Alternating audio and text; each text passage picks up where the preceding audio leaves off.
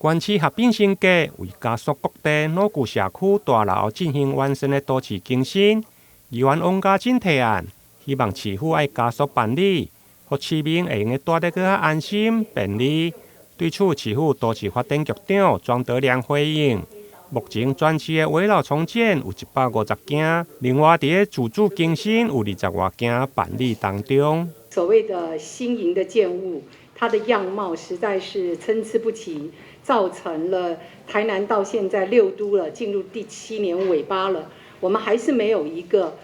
6都的一个样貌出来，所以我要麻烦都发局这边就所谓的整建老旧的住宅，是不是比较积极一点？譬如说，可以找某一个点先做一个示范。当然，我们知道这个事情是一个很庞大的一个都市计划的一个改善，可是你总是要有一个起头，所以我要麻烦都发局对这个案子呢，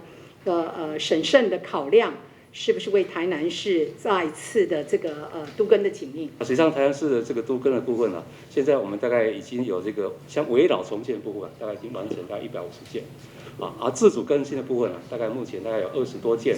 在办理中了哈。然后这个自主都更的部分，在全国比起来，我们台南市的案件量还是全国最高的。这个大概报告一下哈。然后针对这个案部分我们现在有成立一个这个自主都更的这个辅导团，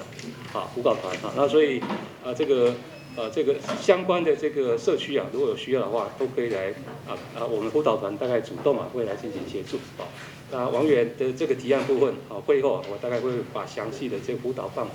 跟王议座来进行这个说明。另外，在公园步道的修复方面，虽然进前干务委员会会刊。有召集人依照会刊的结果，现场所做的结论，在上市府明年办理的时，特别修改会刊的结论，引发委员会不满。虽然事后干部局长有来解说，